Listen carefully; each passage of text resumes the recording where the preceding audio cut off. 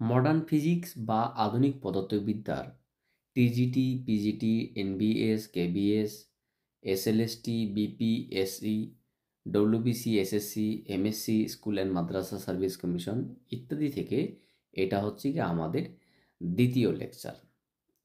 যারা train graduate teacher, post graduate teacher, Navodaya বিদ্যালয় সমিতি, কেন্দ্রীয় বিদ্যালয় সংগঠন, state level selection test, Bihar public service commission, West Bengal central school service commission, Madrasa service commission, school and Madrasa service commission 9, 10 বা 11, 12তে বিভিন্ন physics পরীক্ষার জন্য বসবে। তাদের জন্য এটা হচ্ছে গিয়ে ফিজিক্সের, মডার্ন ফিজিক্সের ওপর দ্বিতীয় লেকচার। ইতিমধ্যে আমরা একটা লেকচার আপলোড করেছিলাম। এই প্রশ্নগুলো আমরা আপলোড করেছিলাম। তার পাশাপাশি আমরা কি করেছিলাম, এই 11 থেকে 20 পর্যন্ত, মানে 1 থেকে 20 পর্যন্ত প্রশ্ন আমরা আলোচনা করেছিলাম। তো আজকে আমরা যে বিষয়টা আলোচনা করব সেটা অত্যন্ত গুরুত্বপূর্ণ। আর দেখি আমরা 21 থেকে স্টার্ট করব, কতটা সম্ভব হয়। দেখো, প্রথমে যে প্রশ্নটা দেওয়া আছে যে নাইট্রোজেন এবং হিলিয়ামের সংযোজনে অক্সিজেন অ্যাটম এবং তার সঙ্গে কি এলিমেন্ট উৎপন্ন হবে, বা উপরে শূন্যস্থানে বিক্রিয়াজাত পদার্থটি কি হবে। আমরা বারবার বলছিলাম যে বিক্রিয়ার আগে এবং বিক্রিয়ার পরে মোট ভর সংখ্যা আমরা দুই দিকে সমান করব এবং মোট পরমাণু ক্রমাঙ্ক সমান করব, যদি কিছুই বুঝতে না পারি। তাহলে খুব সিম্পলভাবে যদি বলা যায়, উপরে কত 14 আর 4 18, তার মধ্যে কত আছে 17, তাহলে 1 দরকার আছে। আর নিচে 7 আর 2 9, এখানে 1, তাহলে 1 1, নিশ্চয়ই 1 1 কি আছে এখানে, হাইড্রোজেন, বা এটাকে আমরা প্রোটিয়ামও বলতে পারি বা প্রোটনও বলতে পারি। তার মানে এখানে option number C is the correct answer. আমরা খুব সিম্পলভাবে হিসাব করতে পারি যে এইরকম বিষয়টা দাঁড়াবে। খুব সিম্পলভাবে যে কি রয়েছে এখানে, নাইট্রোজেন 714 প্লাস হিলিয়াম 24 থেকে আমাদের একটা সৃষ্টি হবে অক্সিজেন 817 প্লাস হাইড্রোজেন 11। দেখো, বিক্রিয়ার আগে 2 আর 7 9 এবং বিক্রিয়ার পরে 8 আর 1 9। বিক্রিয়ার আগে 14 আর 4 18, বিক্রিয়ার পরে 17 আর 1 18। তার মানে এই এলিমেন্টটা হবে H11, বা এটার নাম প্রোটিয়াম বা হাইড্রোজেন। আচ্ছা, এটার নাম সাধারণ হাইড্রোজেনও বলা যেতে পারে। পরবর্তী কোশ্চেন কি আছে, পরবর্তী কোশ্চেনটা আমরা দেখতে পাচ্ছি যে কোনো পদার্থের কার্য অপেক্ষক দেওয়া রয়েছে এবং ওই পদার্থ থেকে আলোক তড়িৎ ক্রিয়ায় সূচনা কম্পাঙ্কের মান কত। খুব সিম্পল বিষয়, কার্য অপেক্ষক দেওয়া রয়েছে, আলোক তড়িৎ ক্রিয়ার সূচনা কম্পাঙ্ক চেয়েছে। খুব সিম্পলভাবে আমরা এটাকে ক্যালকুলেশন করতে পারি। কি করতে পারি না, এখানে কার্য অপেক্ষকের মান দেওয়া আছে W0 is equals two 3.3 electron volt. আমরা কি জানি যে কার্য অপেক্ষক আমরা বলতে পারি এইচ নিউ জিরো, যেখানে নিউ জিরোটা কি প্রারম্ভ কম্পাঙ্ক বা থ্রেশহোল্ড ফ্রিকোয়েন্সি বা ফান্ডামেন্টাল ফ্রিকোয়েন্সি। সুতরাং এখানে ফান্ডামেন্টাল ফ্রিকোয়েন্সি নিউ জিরো সমান কি, নিউ জিরো সমান W0/H। তাহলে আমরা সিম্পলভাবে যদি এই মানটা এখানে বসিয়ে দেই তাহলে কত আসবে, তাহলে যেটা আসবে যে W0 মানে 3.3, ইলেকট্রন ভোল্ট মানে 1.6 10⁻⁻19 এত joule, by Planck constant 6.6 into 10⁻⁻34। দেখো, খুব সিম্পলভাবে যদি আমরা ক্যালকুলেশন করি, 33 দোকানো 66 মানে নিচে 2, ঠিক আছে। এখানে 8 দোকানো 16 মানে 0.8, তার মানে যেটা দাঁড়ালো যে 0.8 ইন্টু 10⁻19 মাইনাস, মানে যেমন যে প্লাস 34। তাহলে কি দাঁড়ালো, 34-এর থেকে যদি আমি 19 বাদ দিই তাহলে পড়ে থাকবে 4 কে 14, 9 14 5, 1 15। তার মানে 0.8 10⁻15 অথবা 8 ইন্টু 10⁻14 হার্টস। এটাও তোমার অ্যান্সার হতে পারে 10⁻14 হার্টস। তো প্রশ্ন হচ্ছে এটা কি অপশন রয়েছে, 8 into 10⁻14, option number A is the correct answer. ঠিক বলছি আমরা, তাহলে এখানে 8 into 10⁻14 hertz, option number A is the correct answer. Option A হবে অ্যান্সার। পরবর্তী কোশ্চেন কি রয়েছে, না, পরবর্তী কোশ্চেন রয়েছে, কোনো আলোকতড়িৎ তলের উপর আলোর তীব্রতা দ্বিগুণ করা হলে অবশ্যই ফোটনের সংখ্যা দ্বিগুণ হবে। কারণ মেইনলি আলোর তীব্রতার উপরে নির্ভর করছে ফোটনের সংখ্যা কীভাবে ইমিট করবে। ফোটনের সংখ্যা মেইনলি আলোর তীব্রতার উপর ডিপেন্ড করতে, আলোর তীব্রতা যদি দ্বিগুণ করা হয়, আমরা আলোর তীব্রতা যত বাড়াবো ফোটনের সংখ্যা ততই বেশি বেশি ধাতব পৃষ্ঠ থেকে এমিট করবে। মানে ফটো ইলেকট্রিক ইফেক্টের এটাই তো কন্ডিশন, যে যতই আমরা তীব্রতা বৃদ্ধি করব তখন ইলেকট্রনের সংখ্যা বৃদ্ধি পাবে। কিন্তু একটা কথা মাথায় রাখবে, তীব্রতা বৃদ্ধি করলেই যে ইলেকট্রন বেরোবে তা নয়। একটা নির্দিষ্ট কম্পাঙ্কের উপরে আমাকে নির্দিষ্ট কম্পাঙ্কের আলো ফেলে তারপরে যদি আমরা তীব্রতা বৃদ্ধি করি তখন কিন্তু ফোটন সংখ্যাটা বৃদ্ধি পেতে পারে। কিন্তু আমি নির্দিষ্ট কম্পাঙ্কের থেকে যদি কম কম্পাঙ্কের আলো ফেলি তাহলে কিন্তু তীব্রতা আমি যতই বৃদ্ধি করি না কেন তাহলে কিন্তু সেখান থেকে কোনো ফোটন নির্গত হবে না। কারণ ফোটনের সংখ্যা মেনলি নির্ভর করছে আলোর তীব্রতার ওপর। কিন্তু তীব্রতা তখনই অ্যাক্টিভ হবে যদি আমরা থ্রেশহোল্ড ফ্রিকোয়েন্সি বা কাট অফ ফ্রিকোয়েন্সি বা একটা নির্দিষ্ট ফ্রিকোয়েন্সির উপরে আলোকটাকে পাঠাই। 24 নম্বর অর্থাৎ এখানে প্রশ্নের অ্যান্সার কী হবে? Option number B is the correct answer. আচ্ছা, আলোক তড়িৎ ক্রিয়ার জন্য কোনো পদার্থের সূচনা কম্পাঙ্কের মান বা থ্রেশহোল্ড ফ্রিকোয়েন্সি দেওয়া আছে, তাহলে আলোক তড়িৎ ক্রিয়ার জন্য ন্যূনতম শক্তি কত হবে? খুব সিম্পল বিষয়, 2750 দেওয়া আছে, ন্যূনতম শক্তি চেয়েছে, বা আমরা কার্য অপেক্ষক বলতে পারি। এখানে একবারে আমরা অ্যান্সার করতে পারি যে কার্য অপেক্ষক বা ন্যূনতম শক্তি কত হবে, যে AC/λ0। যদি আমরা মানগুলো বসিয়ে দিই কত হবে? 6.6 × 3 10⁻34 + 8 বাই 2750 10⁻−10। এত কি? এত জুল। আমি যদি ইলেকট্রন ভোল্টে কনভার্ট করতে চাই তাহলে কি 1.6 × 10⁻−19। তার মানে আমাকে যেটা করতে হবে, এই মানগুলো বসালে আমি ডিরেক্টলি ইলেকট্রন ভোল্ট এককে অ্যান্সার পাবো। তো সেটা কি হবে একটু দেখে নেওয়া যাক।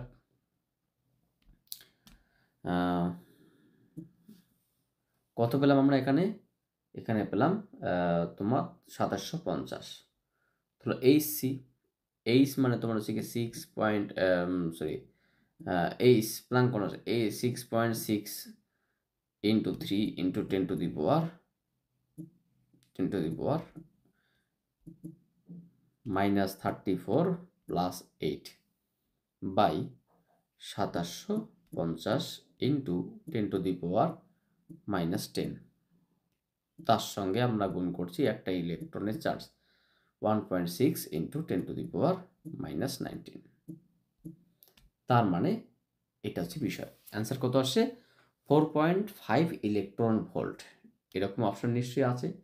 এখানে 4.5 electron volt, option number B is the correct answer. আশা করি বুঝতে পারলে। সো 4.5 তোমার হচ্ছে option number B is the correct answer. এখানে যেটা হবে এটার মান কত হবে? 4.5 electron volt. So next question কি বলছে এখান থেকে?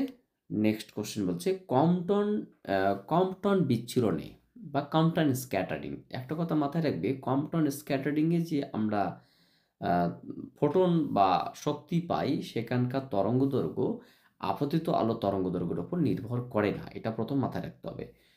কম্পটন মানে বিচ্ছুরণের ক্ষেত্রে নির্গত তোমার শক্তির তরঙ্গদৈর্ঘ্য আপতিত ফোটনের শক্তির তরঙ্গদৈর্ঘ্য সবসময় সমান হয়। তাহলে সেক্ষেত্রে আমাদের এখানে দেখতে হবে কি রয়েছে। Option number D is the correct answer. কেননা ফোটনের তরঙ্গদৈর্ঘ্যের পরিবর্তন আপতিত ফোটনের তরঙ্গদৈর্ঘ্যের উপর নির্ভর করে না, যেটা আমি এক্ষুনি বলছিলাম। কম্পটন বিচ্ছুরণে যে আপতিত আলো তরঙ্গদৈর্ঘ্য যা হয় এবং নির্গত আলো তরঙ্গদৈর্ঘ্যের কোনো পরিবর্তন ঘটে না। আচ্ছা, পরবর্তী কোশ্চেন যেটা রয়েছে 26 নম্বর কোশ্চেন, অত্যন্ত গুরুত্বপূর্ণ এবং খুব সুন্দর কোশ্চেন, লজিক্যাল কোশ্চেন। এই কোশ্চেন কিন্তু তোমাদের বিভিন্ন কম্পিটিটিভ এক্সামে আসার মতো কোশ্চেন। কি বলেছে? একটি নিউক্লিয়াসের মধ্যে প্রোটন সংখ্যা হচ্ছে 5, নিউট্রন সংখ্যাও 5, তাহলে তার ব্যাসার্ধ আর অপর একটি নিউক্লিয়াসের মধ্যে প্রোটন সংখ্যা 35, নিউট্রন সংখ্যা 45, তাহলে তার ব্যাসার্ধ কত হবে? দেখো এখানে খুব সিম্পলভাবে বলতে পারি। আমি তোমাকে প্রশ্ন যদি প্রথমে একটা জিজ্ঞেস করি, মূলত পরমাণু নিউক্লিয়াসে কারা কারা থাকে, তুমি নিঃসন্দেহে বলবে স্যার পরমাণু নিউক্লিয়াসে প্রোটন এবং নিউট্রন থাকে, ঠিক? তাহলে প্রথম যে নিউক্লিয়াসটা আছে তার মধ্যে তাহলে তার ভর সংখ্যা কত? 5 আর 5-এ 10। দ্বিতীয় যে নিউক্লিয়াসটা আছে 35 আর 45-এ তোমার হচ্ছে গিয়ে 80। তাহলে প্রথম নিউক্লিয়াসটার ভর 10, ভর সংখ্যা 10, আর দ্বিতীয় নিউক্লিয়াসটার ভর সংখ্যা 80। তাহলে 10 ভর সংখ্যা বিশিষ্ট প্রথম নিউক্লিয়াসের ব্যাসার্ধ আর হলে 80 ভর সংখ্যা বিশিষ্ট দ্বিতীয় নিউক্লিয়াসের ব্যাসার্ধ কতটা চেয়েছে। তাহলে আমাদের প্রথম যে পয়েন্টটা জানতে হবে সেটা হচ্ছে গিয়ে ব্যাসার্ধের সঙ্গে ভর সংখ্যার কি সম্পর্ক। কোনো একটা পরমাণু নিউক্লিয়াসের ব্যাসার্ধ সব সময় কি হয়, কনস্ট্যান্ট একটা পার্ট থাকবে এবং ভর সংখ্যার টু দি পাওয়ার 1/3 হয়। তাহলে আমরা সেক্ষেত্রে খুব সিম্পলভাবে বলতে পারি যে প্রথম নিউক্লিয়াস যদি আমরা R1 বলি, বা দ্বিতীয় নিউক্লিয়াস চেয়েছেন দ্বিতীয় নিউক্লিয়াস বাই প্রথম নিউক্লিয়াস এর ব্যাসার্ধ, তাহলে দ্বিতীয় নিউক্লিয়াস কী হবে? R0 ইন্টু এ কত একটা 35 আর একটা 45, তার whole to the power 1/3। Proton সংখ্যা নিউট্রন সংখ্যা, প্রথম নিউক্লিয়াসের কত R0, একটা তোমার হচ্ছে 5, প্রোটন সংখ্যা নিউট্রন সংখ্যা 5, 1/3। এবার বলছে R2টা চেয়েছে R1 এর মানটা কিন্তু আর ওরা বলে দিয়েছে প্রথম নিউক্লিয়াসের ব্যাসার্ধ যদি R হয়। এটা আমরা এখানে কেটে দিলাম, তাহলে কি থাকলো? উপরে 80, নিচে 10, তাহলে 80/10 তার হোল টু দি পাওয়ার 1/3 আমরা লিখতেই পারি, বা R2 is equals to R into 8 to the power 1/3। ভালো করে দেখো, এটা মানে কিন্তু 2R, কারণ 8 টু দি পাওয়ার 1/3 মানে জাস্ট 2, তার মানে দ্বিতীয় নিউক্লিয়াসটির ব্যাসার্ধ হবে 2R। এরকম অপশন নিশ্চয়ই রয়েছে। হ্যাঁ, option number C is the correct answer. খুব সুন্দর কোশ্চেন। এগুলো কোশ্চেন তোমাদের প্র্যাকটিস করতে হবে, কারণ এগুলো এক্সামে আসার মতো কোশ্চেন। পরবর্তীটা এবং আরও সুন্দর কোশ্চেন। দেখো কোশ্চেনগুলো একটু বুঝতে হবে। কোনো তেজস্ক্রিয় আইসোটোপের প্রাথমিক বিঘটনের হার, কোনো তেজস্ক্রিয় আইসোটোপের প্রাথমিক বিঘটনের হার R0 এবং একটি অর্ধায়ুর সময় সময় পরে বা হাফ লাইফ পরে বিঘটনের হার হয় তোমার হচ্ছে গিয়ে R0/2। পরবর্তী অর্ধায়ু পরে বিঘটনের হার কত হবে? এমনি আমরা অ্যান্সার বলতে পারি R/4 হবে, কিন্তু প্রশ্ন হচ্ছে গিয়ে কীভাবে। আমরা খুব সিম্পলভাবে ক্যালকুলেশন করতে পারি। ধরে নাও ডিকে রেট কী বলছে, তেজস্ক্রিয় আইসোটোপের প্রাথমিক বিঘটনের হার রেট কত? R0। তাহলে আমরা এখান থেকে খুব সিম্পলভাবে বলতে পারি যে ddn of t n of r equals to কত? তোমার হচ্ছে এটা কত হবে? আমরা যেটা বলি n0, সেটা আমরা এখানে কি বলবো? ল্যামডা ইন্টু n0 বলি, n0, বা আমরা বলি ddn of t is equals two lambda 0 into n0। But মাথায় রাখতে হবে এখানে n0টাকে ওরা কিন্তু R0 বলছে, কত? ল্যামডা 0 আর। আর একটু আমরা সহজ ভাষায় বলতে পারি, এত কিছু বাদ এটাকে আমরা বলতে পারি nt is equals to half life দিয়ে বলতে পারি n0/2 to the power small t by capital T। তাহলে এখানে এটার মান কত? এটার মান বলছে ওরা R0, প্রাথমিকটা কত? R0, এবং হাফ লাইফ পরে তোমার হচ্ছে এটা কত হবে?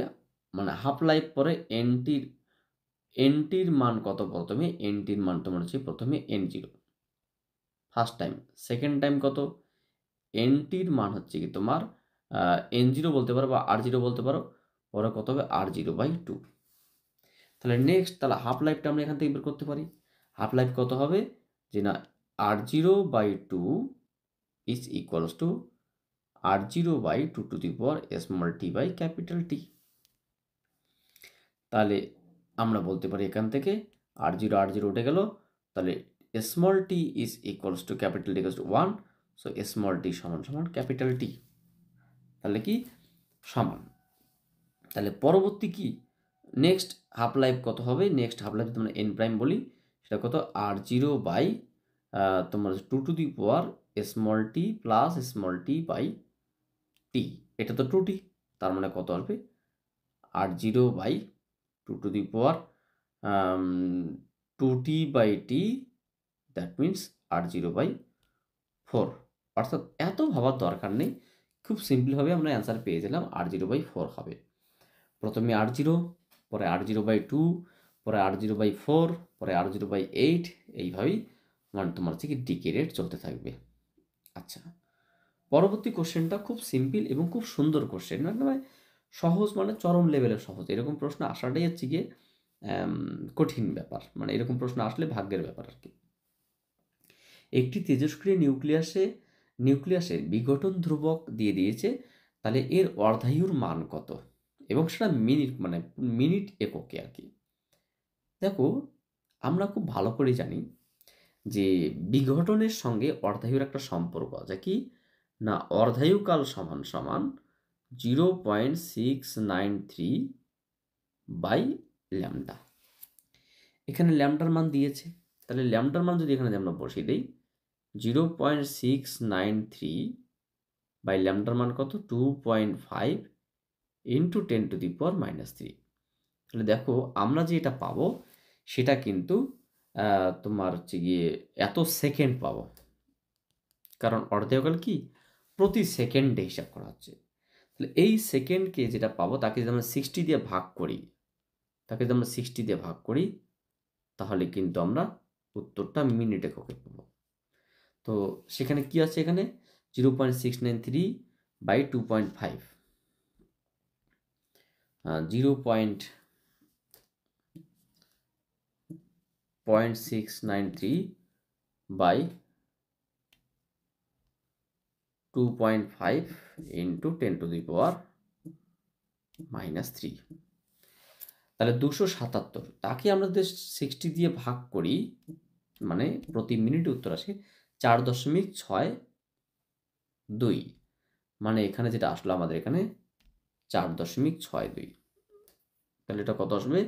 প্রথমত 277 কত একটা আসলো, হ্যাঁ, এটা মিনিটে 60 দিয়ে ভাগ করলে কত হবে?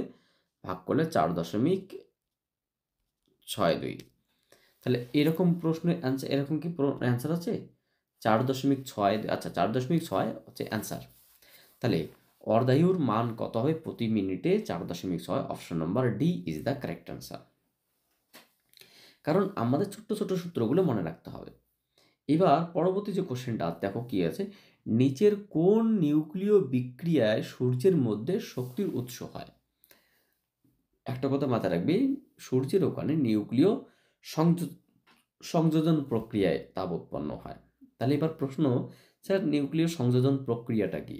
নিউক্লিয় সংযোজন প্রক্রিয়াটা হচ্ছে গিয়ে দুটি হালকা অ্যাটম পরস্পরের সঙ্গে যুক্ত হয়ে যে ভারী অ্যাটম উৎপন্ন হয় এবং তার সঙ্গে সঙ্গে উচ্চ শক্তি উৎপন্ন হয়, সেটাই হচ্ছে কি নিউক্লিয় সংযোজন বিক্রিয়া। তাহলে এখানে যেমন uranium, barium, krypton, ferrous, calcium, এগুলো দিয়ে মানে ক্যাডমিয়াম, এগুলো দিয়ে হবে না। তাহলে এখানে কি আছে?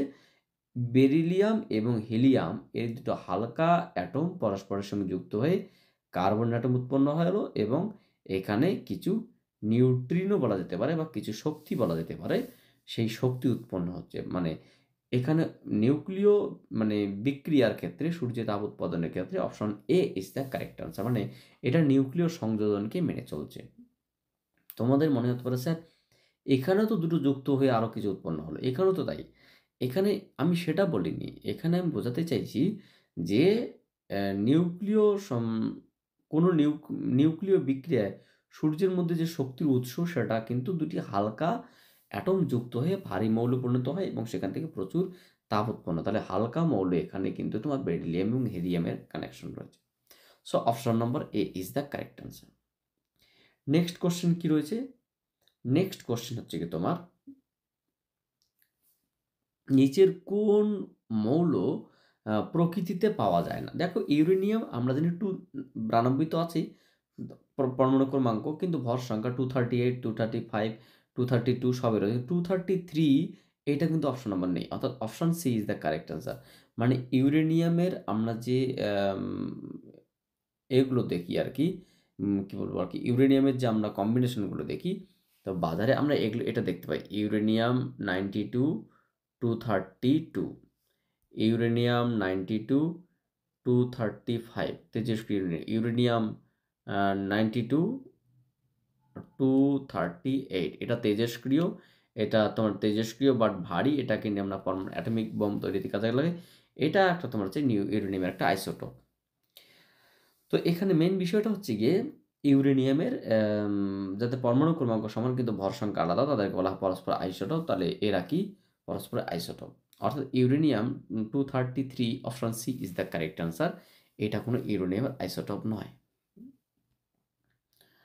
এবার প্রশ্ন হচ্ছে গিয়ে পরবর্তী কোশ্চেন কি বলছে, পরবর্তী কোশ্চেন এখানে যা বলছে, নিচের কোনটি, দেখো নিচের কোন মৌল নিউক্লিয় চুল্লিতে ভালোভাবে সবচেয়ে ভালো ব্যবহৃত হয় বা জ্বালানি? প্লুটোনিয়াম 239, প্লুটোনিয়াম, অবশ্যই প্লুটোনিয়াম, কারণ প্লুটোনিয়াম নিউক্লিয় চুল্লিতে খুব ব্যবহৃত হয়, প্লুটোনিয়াম 239। ঠিক আছে, option number B is the correct answer. নিম্নলিখিত কোন কণাকে নিউক্লিয় চুল্লিতে নিউক্লিয় বিভাজনের জন্য ব্যবহার করে? নিউক্লিয় বিভাজনের জন্য নিউট্রন কণাকে, কারণ নিউট্রন কণা আধানবিহীন হওয়ার জন্য নিউট্রন কণা দিয়ে সহজেই, যেমন একটা ইউরেনিয়ামকে ভাঙলে প্রচুর দুটো মানে হালকা হালকা পরমাণু উৎপন্ন হবে এবং তার সঙ্গে সঙ্গে কিছু তাপশক্তি উৎপন্ন হবে নিউট্রন কণা। অর্থাৎ যেমন আমাদের নিউক্লিয় বিভাজনে যদি একটা ছোট্ট রিয়াকশন করে দেখি তাহলে এরকমটা হবে, যেমন ইউরেনিয়াম 230 ইউরেনিয়াম 92 238 বা 235, এর সঙ্গে যদি একটা নিউট্রন কণা দিয়ে আঘাত করি তাহলে এখান থেকে দুটি কণিকা উৎপন্ন হবে, একটা ক্রিপ্টন, একটা তোমার হচ্ছে কি বেরিয়াম, তার সঙ্গে কিছু তাপশক্তি উৎপন্ন হবে এবং নিউট্রন কণা, তিনখানা নিউট্রন কণা উৎপন্ন হবে এবং কিছু তাপশক্তি বলতে কত 200.6 মেগা ইলেকট্রন ভোল্ট শক্তি উৎপন্ন হবে, মানে খুবই তাপশক্তি থাকে। তাহলে আমরা বলতে পারি যে নিউক্লিয় বিভাজন প্রক্রিয়ায় আমরা বিভাজন প্রক্রিয়া আমরা কাকে ব্যবহার করি? নিউট্রন কণাকে। প্রশ্ন হচ্ছে কেন আমাদের আলফা, বিটা বা প্রোটন, ইলেকট্রন বাদ দিয়ে নিউট্রন কেন? কারণ নিউট্রন প্রথমত আধানবিহীন এবং খুব সহজেই বিতাড়নীয় এবং এখানে খুব সহজেই আমরা এখান থেকে বিক্রিয়াটা করাতে পারি। পরবর্তী কোশ্চেন কি বলছে, নিম্নলিখিত কোন পদার্থকে নিউক্লিয় চুল্লিতে মডারেটর হিসেবে ব্যবহার করা হয়? ভারী জল, D2O, option number D is the correct answer, ভারী জল। মডারেটরে আমরা D2O, হ্যাঁ, D2O ব্যবহার করি, যেটাকে ভারী জল বলা হয়, D2O, এটাকে বলা হয় ভারী জল। আচ্ছা, এটা ছাড়াও আমরা বলতে পারি কত H2O, এটা তোমার হচ্ছে গিয়ে সরি H2, D2O মানে কোনটা? D2O মানে এটা নয়, D2O মানে আমরা বলতে পারি এটা, যেমন ডিউটেরিয়াম আছে 1 2, তাহলে প্লাস 1 2 প্লাস অক্সিজেন 8 16, তাহলে এটা হচ্ছে তোমার ভারী জলের সংকেত। মানে দুটো ডিউটেরিয়ামের সঙ্গে ডিউটেরিয়ামের সঙ্গে আমরা যদি অক্সিজেন মেশাই তাহলে আমরা একটা ভারী জল পাবো, যেটা কি নিউক্লিয়ার রিঅ্যাক্টরে বা মেশিনকে ঠান্ডা করার জন্য মডারেটর হিসেবে আমরা ভারী জল ব্যবহার করি। সেখানে কখনো কখনো আমরা গ্রাফাইটও ব্যবহার করি।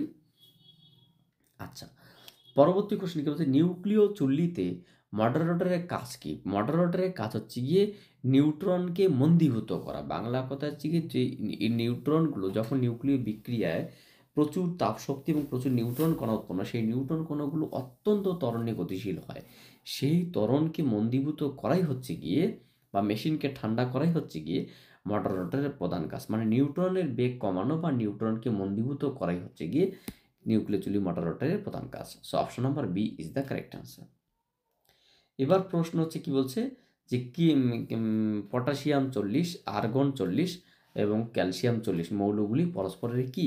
অবশ্যই পরস্পরের আইসোবার। একটা কথা তোমাকে এখানে মাথায় রাখতে হবে, ধরে নাও আমি তোমাকে ছোট্ট একটা এক্সাম্পল বলি, X Y Z, A B C, M N O, আমরা এই মৌলগুলোকে পরস্পরের আইসোটোপ বলবো যখন এখানকার পরমাণু ক্রমাঙ্ক ধরে নাও সবার সমান। এখানে পরমাণু ক্রমাঙ্ক যদি 10 থাকে, এরও 10 থাকবে, এরও 10 থাকবে। এখানে কি ভর সংখ্যা কি আছে আমরা ভাবছি না। তাহলে যে সমস্ত মৌলের পরমাণু ক্রমাঙ্ক সমান কিন্তু ভর সংখ্যা আলাদা, তাদেরকে আমরা সমস্থানিক বা আইসোটোপ বলে, সেম পজিশন।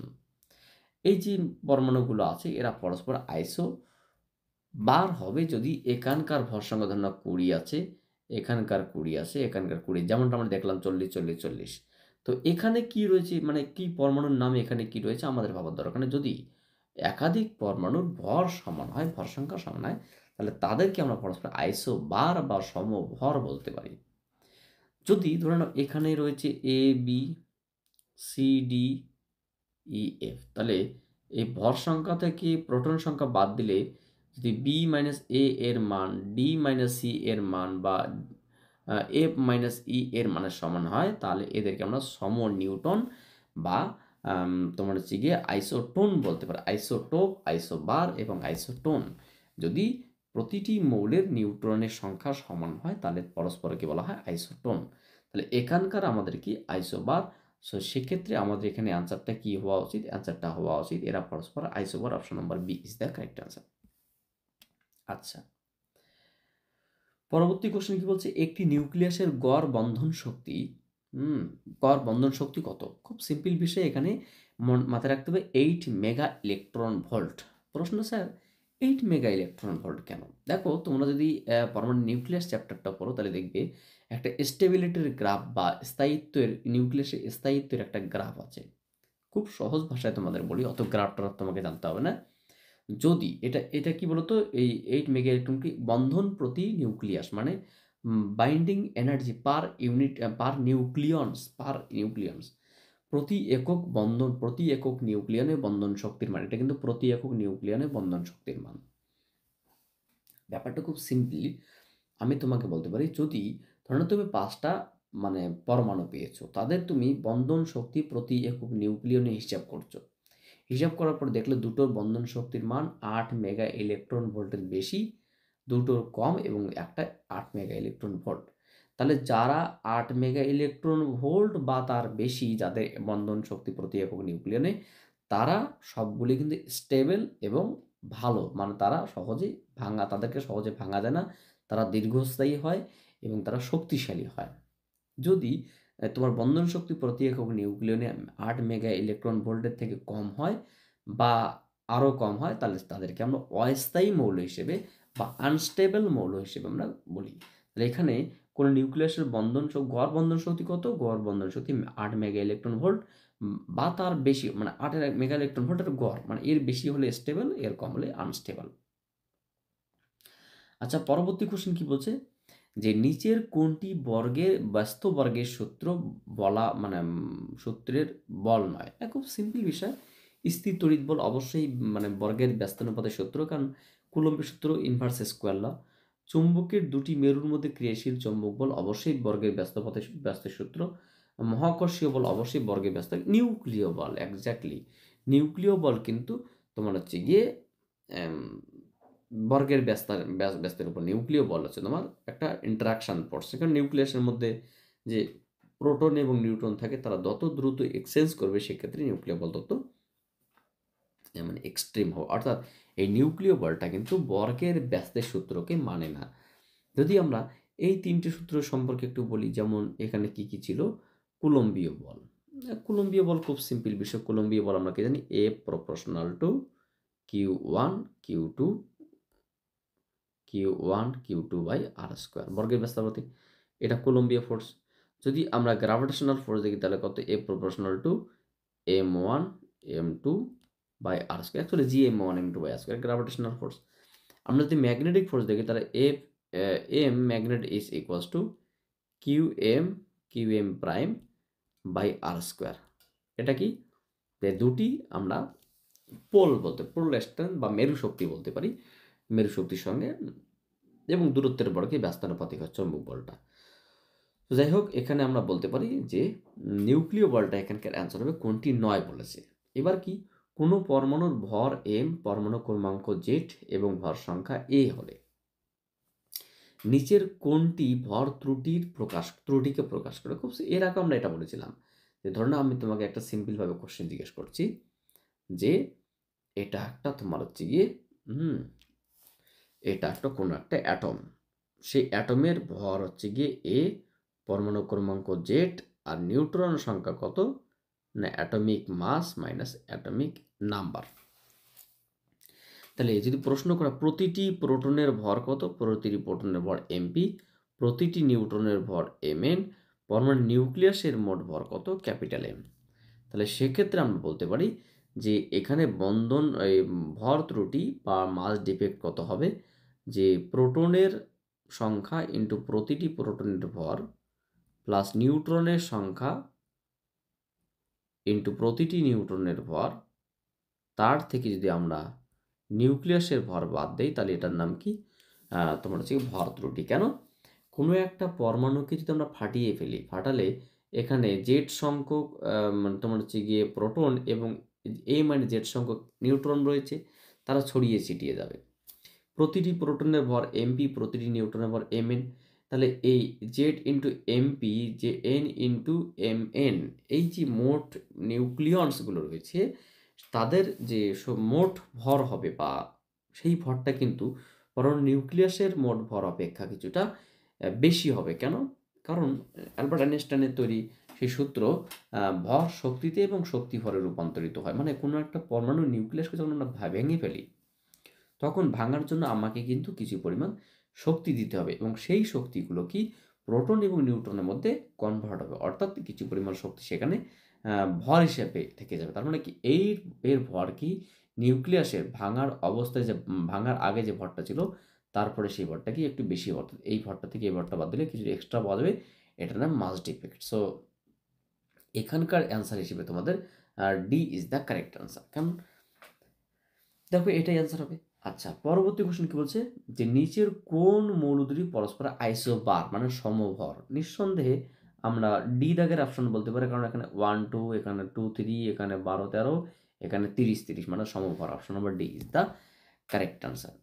নিউক্লিয়াসের ব্যাসার্ধের আনুমানিক মান কত? আনুমানিক মান আমরা বলতে পারি যে 1 পয়েন্ট, নিউক্লিয়াসের ব্যাসার্ধের আনুমানিক মান হচ্ছে গিয়ে 1.2 ফেমটোমিটার অর্থাৎ ফার্মিমিটার, এবং আমরা জানি এক ফেমটোমিটার বা এক ফার্মিমিটার সমান 10⁻⁻15 মিটার, এবং এটা রেঞ্জটা ডিপেন্ড করছে বিভিন্ন ক্রাইটেরিয়ার। তাহলে এই মানটা দুটো হতে পারে, অপশন এ হতে পারে, অপশন বি হতে পারে। তো আমরা যেহেতু মানে ব্যাসার্ধের আনুমানিক মান বলছি, তার আনুমানিক মান 10⁻⁻15 মিটার হবে বা ফেমটোমিটারের কক্ষে হবে। Option number B is the correct answer. Next question কি বলছে, ডয়টেরিয়াম নিউক্লিয়াসের বন্ধন শক্তি এত, বাইন্ড বন্ধন শক্তি এত, তাহলে AMU এককে এক AMU সমান যদি এত মেগা ইলেকট্রন ভর হয় তাহলে ভর ত্রুটি কত? এর ভর ত্রুটি কত? খুব সিম্পল বিষয়।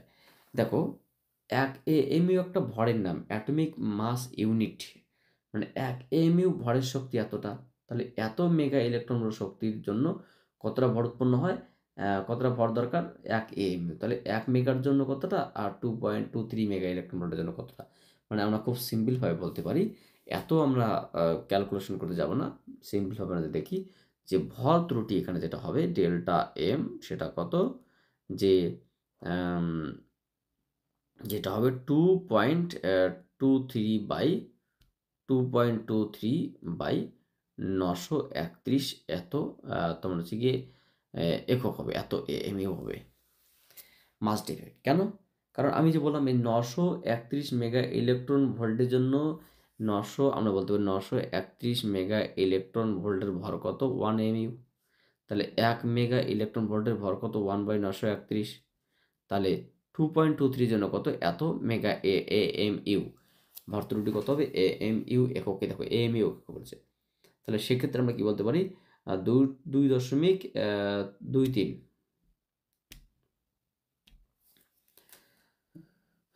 2.23/931 মানে তোমার যেটা আসলো 0.00239, 0.00239, মানে এখানে যেটা আসলো উত্তর কি আসবে এখানে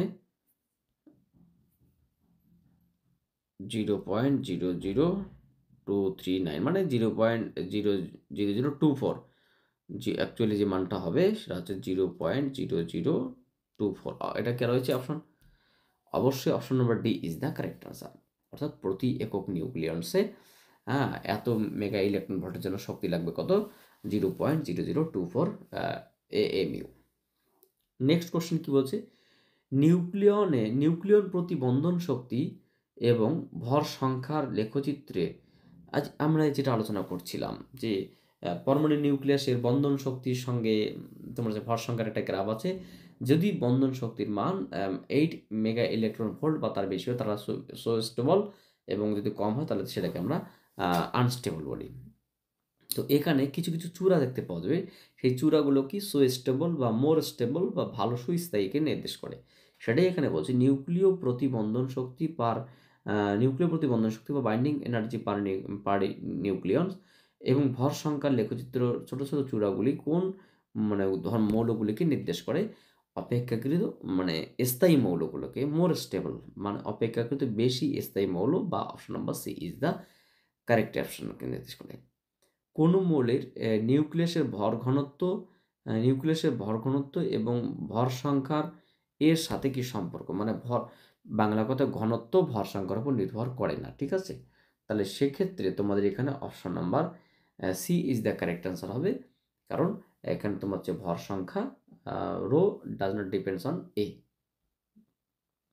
তো আজকে আমরা এই পর্যন্তই রাখছি। পরবর্তী লেকচারে আমরা আবার কিছু প্রশ্ন উত্তর নিয়ে আসবো। তোমরা এগুলো পর্যন্ত দেখতে স্টার্ট করো। যদি কোনো সমস্যা হয় তোমরা আমাকে যে কোনো সময় বলবে, আমি তোমাদের সমস্ত প্রবলেম দেখার জন্য রেডি আছি। So thank you for watching my. আচ্ছা, তোমাদের প্রতি একটা রিকোয়েস্ট, তোমরা কেন বারবার বলা সত্ত্বেও আমার চ্যানেলটা সাবস্ক্রাইব করছো না? আমি অবাক হয়ে যাচ্ছি। আমি কি তোমাদের কি কোনো ক্ষতি করছি, নাকি তোমাদের কোনো তথ্য দিচ্ছি না? জাস্ট আমার ফ্যামিলির সঙ্গে একটু যুক্ত হয়ে যাও, তোমাদেরও আমি কিছু উপকার করতে পারি দেখো। আর তো যদি কোনো আমার প্রবলেম হয় কোনো জায়গায়, তোমরা আমাকে একটু বলো, তাহলে আমি সেই জায়গাগুলোকে রেকটিফাই করার চেষ্টা করবো। So thank you for watching my video and wait for my next class.